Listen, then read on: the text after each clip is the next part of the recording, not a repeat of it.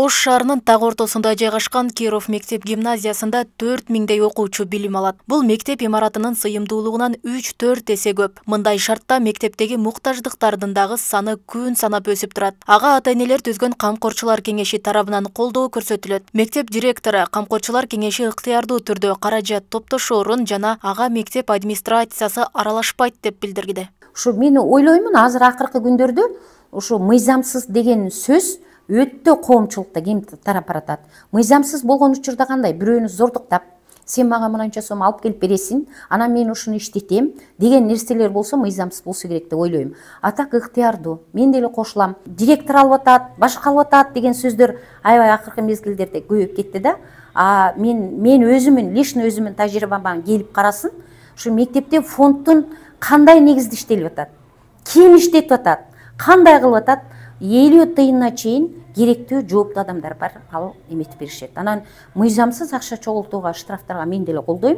Анткени айрым учурларда ушу мектептин атын сатып дагы башка жака бурулуп кеткен дагы акча кызыкчылыктары болушу мүмкүн. Мектептерде мыйзамсыз акча топтолгону билинсе, директор, мугалим, ата-эне же кызмат адамдарына 20 000 сом айып пул салынат. Бул эреже Билим берүү министрлиги иштеп чыккан жаңы мыйзам долбоорунда каралууда.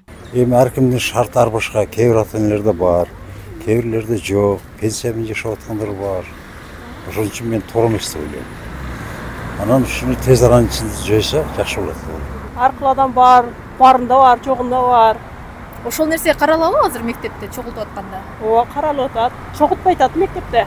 Китептер бекер болуп калды. Тетрадтарды өзүбүз илгертеле сатып беребиз. Мугалимдердин деле мээнети бар да. Бардык кагаздарды азыр сатып алып атышса. 2014 камкорчулар кеңеши тууралуу токтом чыккан. Ошондон бери мектептерде акча чогултуу ата-энелердин колу менен ишке аша баштаган. Жана мугалимдерге аралашууга тыюу салган эскертүүлөр айтылып келет. Деген менен жаңы мыйзамда дал ушул камкорчулар кеңешинин иши алынып салынган эмес. Мындан улам акча чогултуулар мурдагыдай эле улана бериши мүмкүн. Бардык өлкөлөрдө кайсы тармак болбосун ишти жакшыртуу үчүн улам мажбур болгон мыйзам долбоорлорун иштеп чыгуу, аны ишке ашыруу каралат. Анын ичинде биздин өлкөбүздө дагы билим берүү системасындагы айрым бир көйгөйлүү маселелерди чечүү үчүн иштелип чыккан мыйзам долбоору бул туура. Болгону анын кандай иштеп кетиши бул экинчи маселе.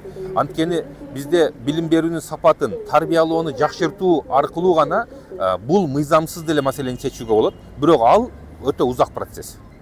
Мектепке акча топтоо жагына келгенде муну менен ооздуктап коюу негизи толук мүмкүн эмес. Эң эле негизгиси талим тарбияны жакшыртуу, адамдарда түшүнүк деңгээлин көтөрүү, маданият деңгээлин көтөрүү аркылуу жетишсек болот эле деп ойлойм. Бирок ага жетиш үчүн өтө узак мөөнөт керек болгондуктан ушул сыяктуу мыйзам долбоорлору чаралардын бири. Камкорчулар кеңеши тарабынан чогулган каражатка көбүнчө тазалык шаймандарын алып жүрүшкөн. Быйыл президенттин тапшырмасы менен билим берүү тармагына бөлүнгөн каражат 29 миллиардтан 49 миллиардка көбөйтүлүп, анда мындан ары ата-энелерден акча чогултпоо талабы коюлган. Роза Акматжан кызы, Жылдыз Кадырбаева, Ош ТВ.